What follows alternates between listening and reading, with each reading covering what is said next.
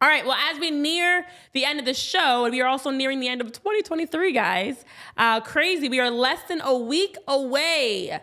That's right, because my countdown is still on for 2024.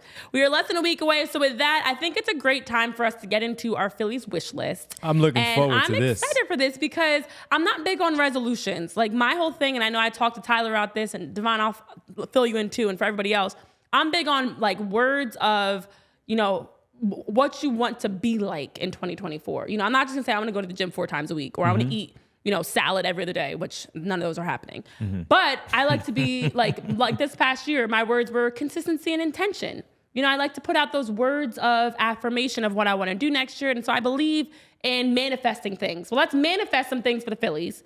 Of course, with the hope, I know none of us have to say this, but I'm going to just say it for those of you that can't read between the lines. Of course, our hope is all of these things we're wishing for will lead to the Phillies winning the World Series. That's the ultimate prize that's just what it is. So these are all things we want to see happen in terms of a Phillies wish list. Tyler, Devon, and myself have come up with some. Fellas, I'm going to turn it over to you first.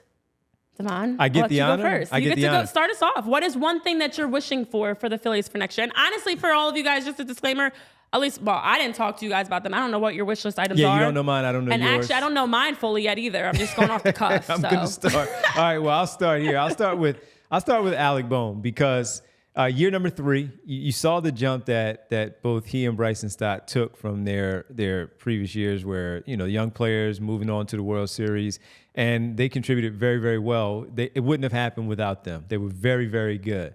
But you also knew that they had to take another step to make themselves even better, to make the team better, and to be a more consistent player. Bryson Stott moving from short over the second to accommodate Trey Turner jumping in here. And then Alec Bohm for all of the, let's go get this third baseman, Nolan Arenado. He wants out of St. Louis, so St. Louis is not doing all that well. Let's go get Nolan Arenado to fill that gap there at third base. Even as you see Alec Bohm playing some pretty good baseball and having a much better glove than you anticipated over there on that corner. As good as he was, you also saw the struggles, especially in the postseason. Slumps happen in 162 games throughout a campaign. When you get into the playoffs, everyone's hitting. You're still going to go through a bad spot.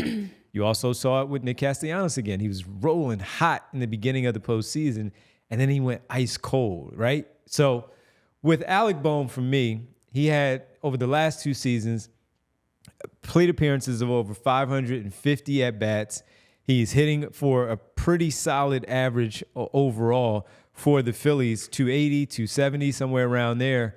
And you just need to see that more consistently. But you also need to see that jump with the pop in his bat, more specifically, more home runs. He had 20 home runs last season. It was pretty good to see it. And especially at Citizens Bank Park, where it's a hitter's park, and a guy who bats, righty and can hit over that short porch and left.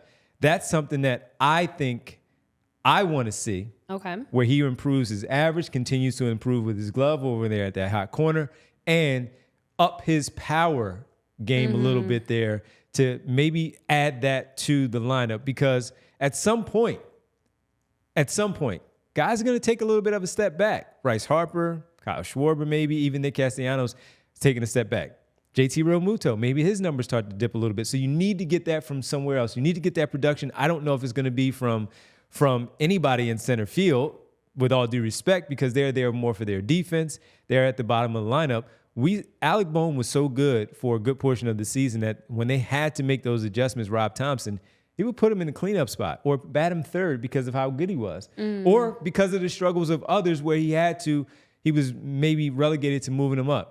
I need to see a little bit more consistency from him coming into this now year 3 of an everyday player at that spot at third base. But again, in that lineup where the lineup is so dynamic, he is now a part of that dynamic lineup where you expect certain things, to where it became when he struggled, whoa, Alec Bohm is struggling here.